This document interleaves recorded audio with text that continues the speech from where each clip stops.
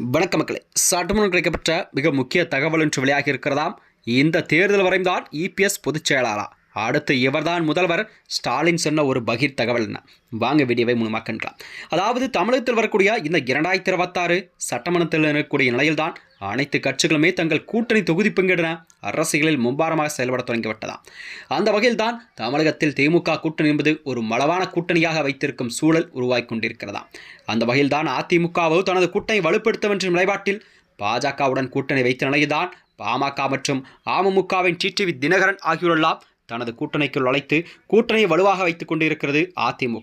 தமிழகத்திலே கண்டிப்பாக இம்முறை இந்த திராவிட கட்சிகளுக்கான போட்டி என்பது தமிழக அரசியலிலே கண்டிப்பாக ஒரு திருப்பு முனையை ஏற்படுத்தக்கூடிய வகையில்தான் இந்த தேர்தல் அமையும் என்பது மக்களுடைய கருத்தாக பார்க்கப்பட்டு வருகிறதா. அதாவது என்னவென்றால் பிஎஸ் ஸ்பெஷாலிட்டி என்ன என்று கேட்டால் எப்பொழுதுமே சிரித்த முகமாக இருப்பவர் தான். இப்போது கூட பாருங்கள், அதுதான் அவருடைய பண்பு என்று ஓபிஎஸ் அவர்களை புகழ்ந்திருக்கிறார் ஸ்டாலின் அவர்கள். அதாவது முன்னாள் முதல்வர் ஓ பன்னீர்செல்வம் தலைமையில் நேற்று நடந்த இந்த மாற்றுக் கட்சியினர் தாய்க்கழகம் திரும்ப விழா என்பது திருமங்கலத்தில் நடைபெற்றதாம். இதில் கலந்து கொண்டு பேசிய முதல்வர் ஸ்டாலின் அவர்கள், இந்த மேடை என்பது ஒரு வித்தியாசமான மேடை. சில காலத்திற்கு முன்பு வரை நம்முடைய சகோதரர் ஓபிஎஸ் அவர்கள் இந்த மேடையில் இருப்பார் என்று அவரே எதிர்பார்க்க மாட்டார்.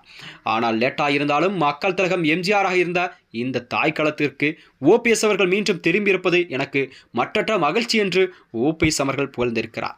நம்முடைய அருமை சகோதரர் ஓபிஎஸ் அவர்கள் இந்த மேடையில் பார்க்கும் பொழுது எனக்கு ஒரு நிகழ்ச்சி நினைவு வருகிறதா. அதாவது 2008 தலைவர் கலைஞர் முதலமைச்சராக இருந்தபோது நம்முடைய ஓபிஎஸ் அவர்கள் சட்டமன்ற எதிர்க்கட்சி துணைத் தலைவராக இருந்தார். அப்போது நவம்பர் 11ஆம் தேதி இலங்கை தமிழ் பிரச்சனை குறித்து சட்டமன்றத்தில் நடந்த கவன ஈர்ப்பு தீர்மானத்தின் மீதான விவாதத்தில் நம்முடைய ஓபிஎஸ் பேசினார்.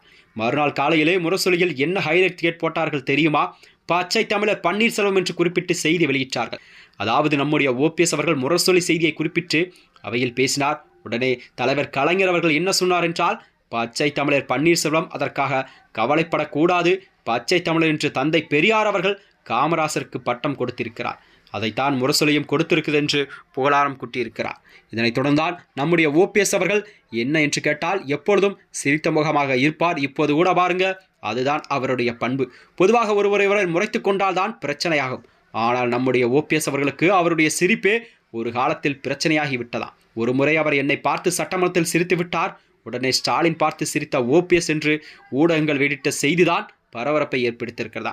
இந்த வகையில்தான், அதாவது அமைதியும் புன்னகையும் மட்டுமல்ல, ஓபிஎஸ் என்று சொன்னாலே ஞாபகத்து வருவது ஒரே சொல் விசுவாசம். மறைந்த ஜெயலலிதா அவர்கள் தான் அமர்ந்த முதலமைச்சர் இருக்கையில் நம்முடைய ஓபிஎஸ் அவர்கள் 2 முறை அமைச்சராக வைத்துவிட்டு தன்னிடம் ஒப்படைத்த அரசாட்சியை எந்த ஒரு துரோகமும் இல்லாமல் மீண்டும் திருப்பி கொடுத்த ஒரு நேர்மையானுக்கு சொந்தக்காரர் தான் இந்த ஓபிஎஸ் என்று ஸ்டாலின் அவர்கள் ஓபிஎஸ்ஐ புகழ்ந்து தள்ளியிருக்கிறார்.